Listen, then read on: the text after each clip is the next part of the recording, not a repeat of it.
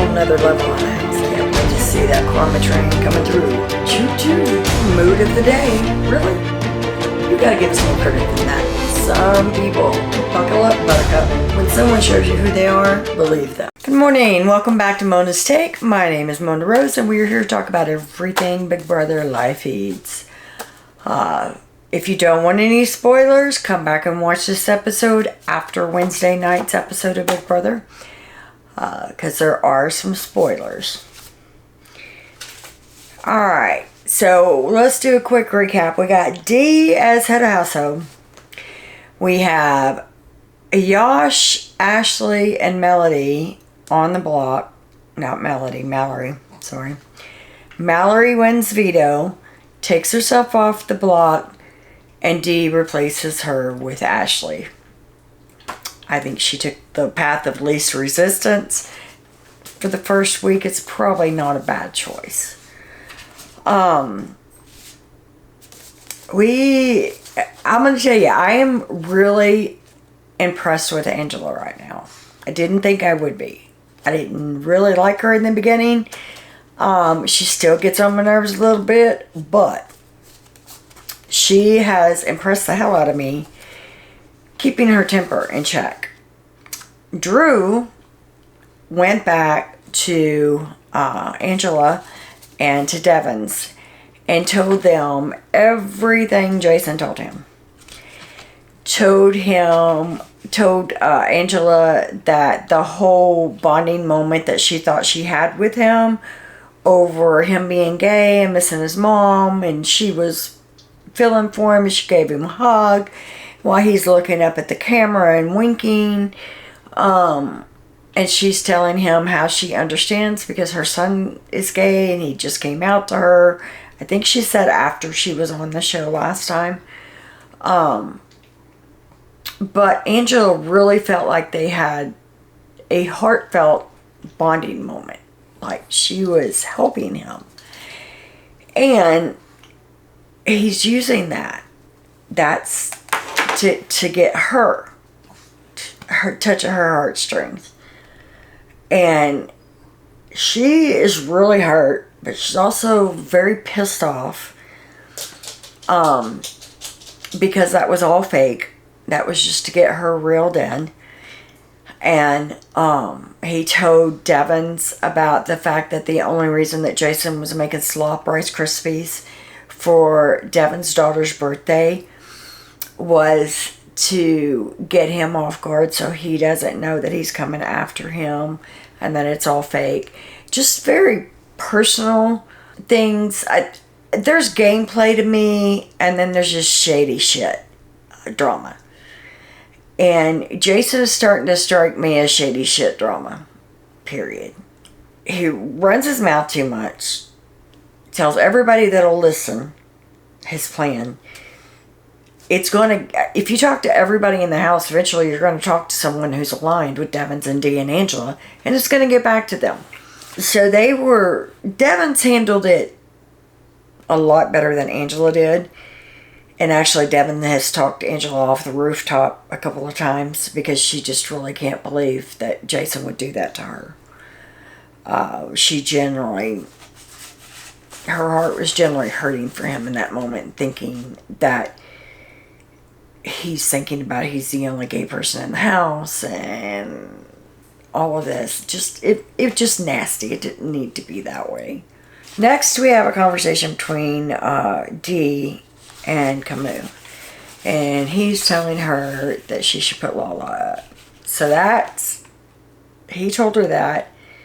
Also, Haley told her that. And then different people were pushing for Ashley. And some people were pushing for Melody. But she said, when the same people when a group of people come up and tell you the same thing, they're working together. She's like, it's not rocket science. And Dee doesn't want to put Lala up. She likes her. Now we have Angela and Barrett in the kitchen. And Angela is telling Barrett that Jason and his group are planting seeds so that they cause a fight between Angela and Lala. They really are. but it's so blatant, everybody can see what they're doing. Angela's starting to spiral a little bit. You know, she's gonna, now that she found out that Jason lied to her, she's gonna be on him. And she's gonna nitpick every single thing he does. But I'm very proud of her, like I said, for not... So far, we haven't seen the Angela from the past. The one that would go batshit crazy. We haven't seen her yet. So, but I have a feeling it's coming. Dee is talking to the cameras. She's talking about Haley. She doesn't like Haley. And she wishes she could nominate her, but she knows that she needs to keep her around for right now.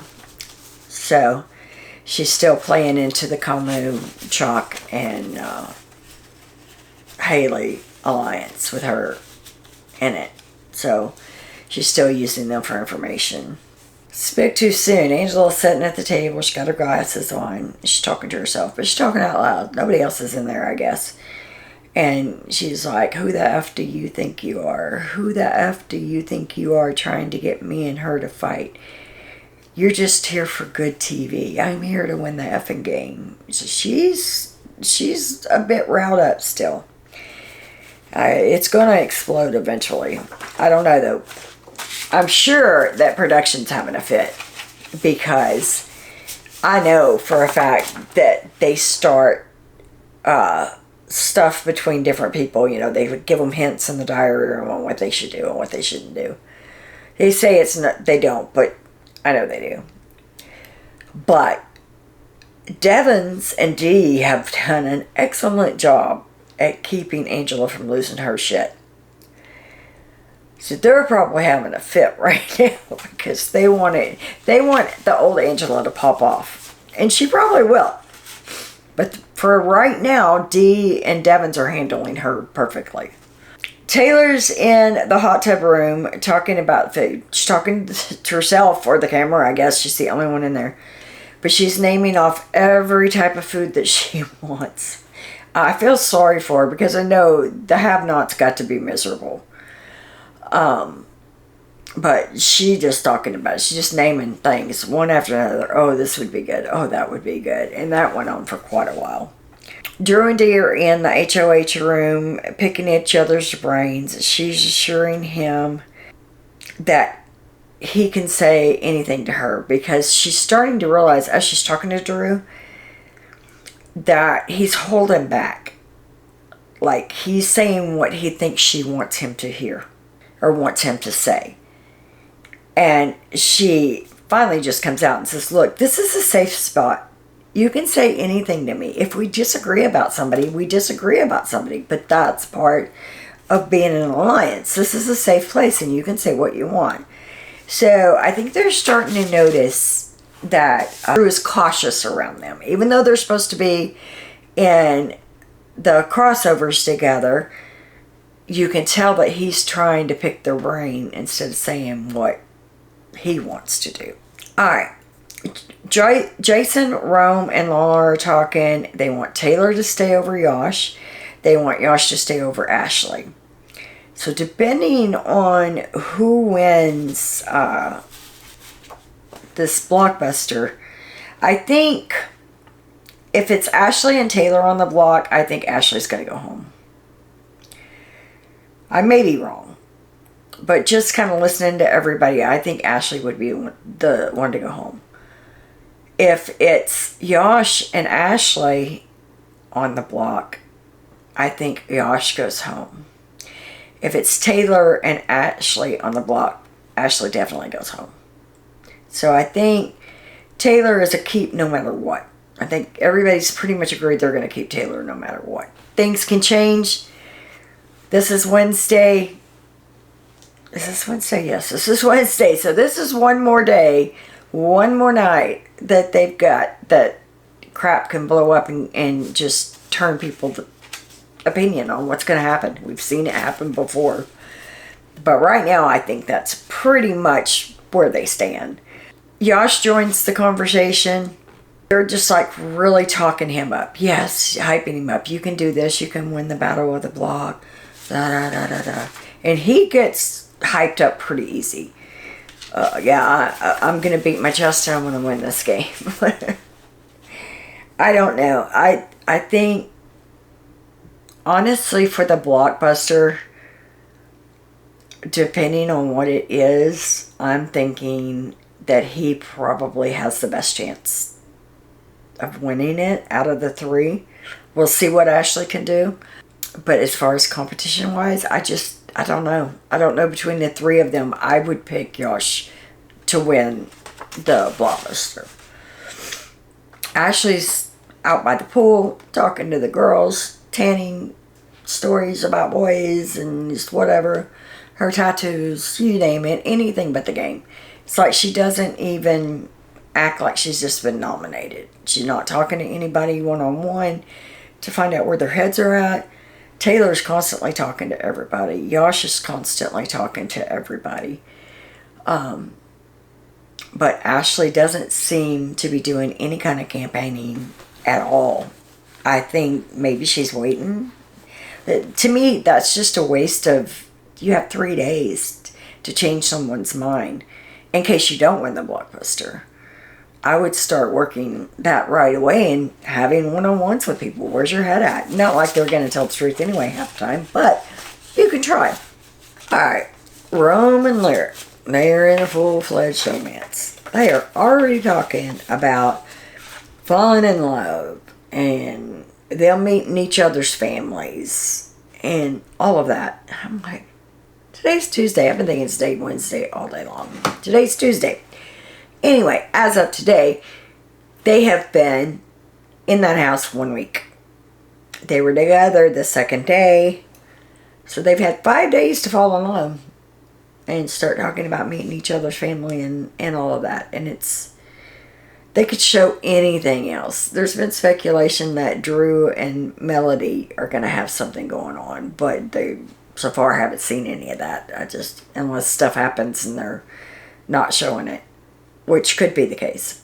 But I don't want to see a showmance. I don't want to see somebody sucking face. I want to see somebody talking game.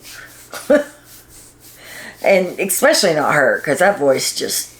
If I see her on one of the feeds, you can bet I'm not going to get a whole lot out of it, because I'm turning it pretty quickly. I just can't with that voice. Then there was a strange conversation in the backyard. A lot of speculation going on Twitter about it. But Barrett and Drew are sitting outside on the couch talking. And Drew said, I feel like nobody clocks that we're friends. And Barrett said, for the record, we're not friends. We're not friends. And Drew says, well, outside the house. And then Skippy cuts the feeds. So I'm wondering if some of these people know each other. But then I tried in my mind to put together that who would actually know who outside of the house. And I really couldn't put a thing on it. But that was my first thought, was these two know each other outside the house. And people started speculating on Twitter the same thing. But then people are coming back saying they did not know each other before they came to the house. So, I don't know. I found it rather strange, and it has me watching them a whole lot closer. But there's different twists throughout the season. So, it could be, could not be. And when they change the feeds, change it back to Roman Lyric, sucking face again, and Lyric telling Rome that Haley doesn't like her. And Rome said, that's because Haley likes me.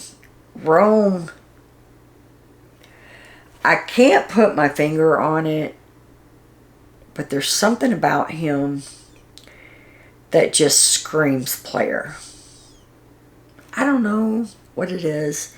That smile, I don't know. It's just like, he's a tennis coach for the rich, right? So he's got to be able to fake liking somebody. And it's kind of like a bartender. You've got to be nice or you're not going to make money. But there's something about him that's just conceited. Like, I don't know. I have to watch more of his game. He has some good thoughts, But I don't know. I don't know what it is. We'll find out and see if my opinion changes on him. But right now, my opinion of him is shady. Something's not adding up there. Next, we have Barrett and Drew talking again. And they, neither one of them want HOH. So you can add them to the list of people who don't want it. So Drew doesn't want it. Barrett doesn't want it. Davins, I can't get a read on whether he wants it or not. Angela wants it. Taylor wants it because she don't want to be nominated again. Lala doesn't want it. She doesn't feel like she needs it. I think Mallory will try hard for it since she was one of the nominations. But they're already talking about, oh, I don't want to get HOH because I don't want to put a target on my back this early. So the HOH competition will be interesting Thursday night. Conversation between Haley and Angela, and Haley's telling Angela that Jason thinks the reason that Angela's being weird to him now is because she's been talking to Haley. They don't know the real reason, but Jason irritates me. And I'll tell you why. He could be such a great player if he would stick to his strategies and quit worrying about screen time. Who's getting more screen time? It's like he's there for the fame. He's not there for the game. He clocks everybody. Like, he knows what's going on in that house. He knew immediately that Angela is different with him now. He doesn't understand why yet. But it was like instantly he picked up on it. So now he's wondering who the snake is. I probably need to look in the mirror. I mean, just say it. Corey posted on X yesterday, and I thought it was kind of funny because you guys know I complain about the live feed, whoever runs that all the time. Corey posted on X that if Skippy blocks us from seeing Angela and Jason's fallout, ... And I thought that was funny. I was like, yeah, that would be about what would happen when they finally have a falling out. The camera's going to cut. I can see that they are turning the feeds off of major conversations a lot more this year. And it shows Angela and Haley talking on the hammock. Now, Angela already knows about the whole crossovers, or not crossovers. She already knows about the Haley, Chuck, Camus, and Dee alliance, and Drew, Devins. So she starts talking to Haley, trying to get information out of her. And you can always tell when Angela's pissed. And she is rather pissed at Jason right now. She's trying to get info out of Haley and find out why she wasn't included in this. And so she's asking her who she's working with. And Haley is like him-hawing around or whatever. And she said, quote, "Who's with you, Haley? Don't F with me. Just tell me who the hell is with you." And Haley did immediately. Haley started spilling names. And, I mean, it's just, Angela's scary when she's pissed. I wouldn't want to be on her bad side, to be honest. And Jason's talking to different people now, saying how he noticed a change in Angela. And that she's just acting weird today. And some people are like, well, maybe she's just tired. Or, maybe she's just socially drained. Or, they're making up every excuse in the world of why she would act funny towards him. There's a conversation in the storage room between Mallory and... who was in there with Mallory? I think it was Jason was in there. And they were talking about what they were going to fix. And Mallory said, I'm going to make a big old thing of spaghetti because that's Haley's favorite and she can't eat. I thought, oh man.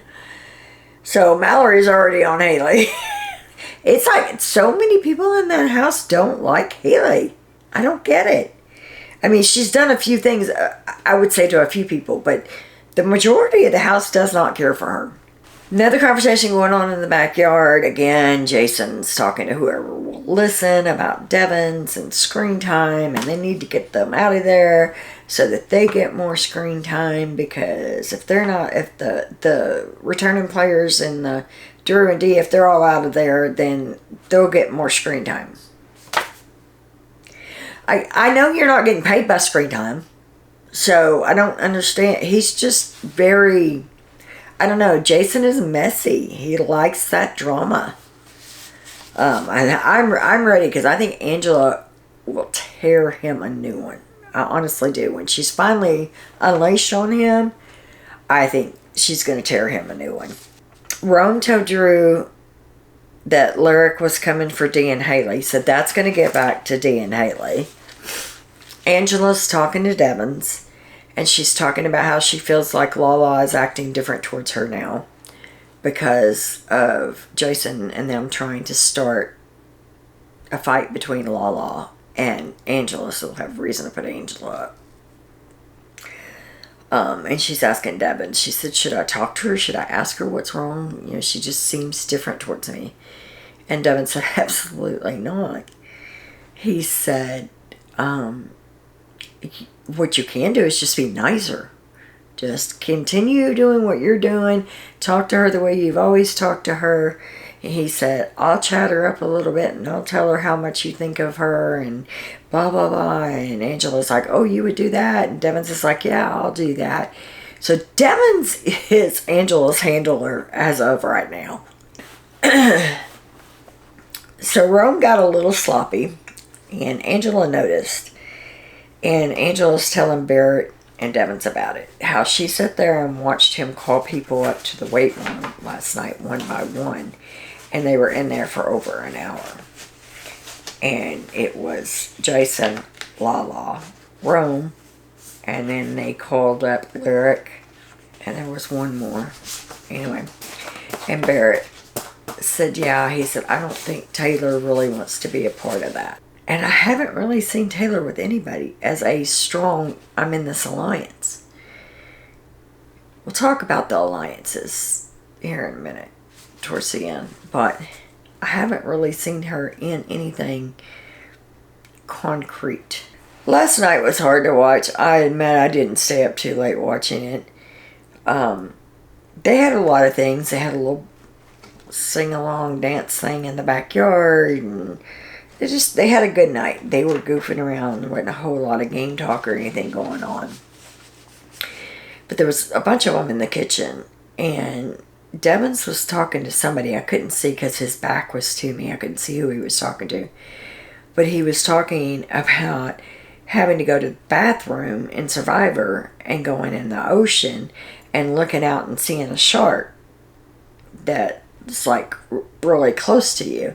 And you can barely hear him, so it's not, they don't turn his mic up.